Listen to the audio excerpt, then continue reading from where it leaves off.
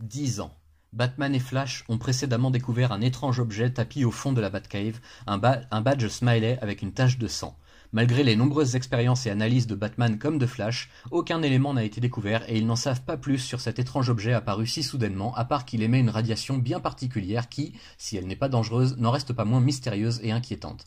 Rapidement, Batman est attaqué chez lui par le Néga Flash, alias Professeur Zoom, qui s'empare du badge et utilise sa trace radioactive pour remonter le chemin de celui ou celle qui l'a déplacé à travers le temps et l'espace, dans le but de lui voler ses pouvoirs quasi divins et de détruire à jamais la vie de Flash, qui arrive un rien trop tard sur les lieux après le dur combat mené par Batman pour retarder le vilain.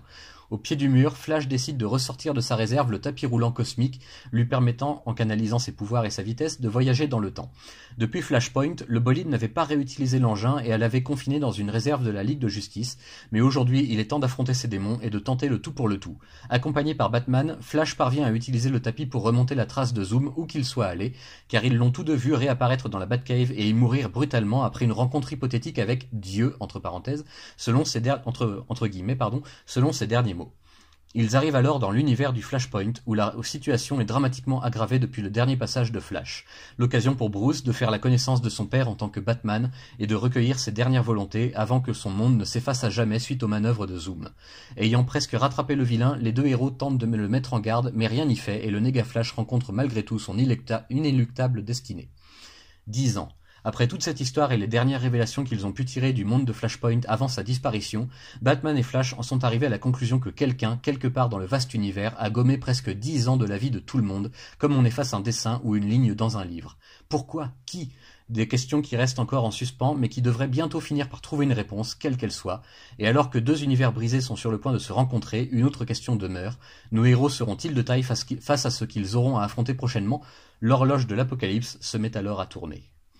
Et voilà, on avance un peu plus dans le grand mystère de l'ère DC Rebirth, avec ici de nouvelles révélations sur la présence du fameux badge du comédien dans l'univers de nos héros de la Ligue de Justice.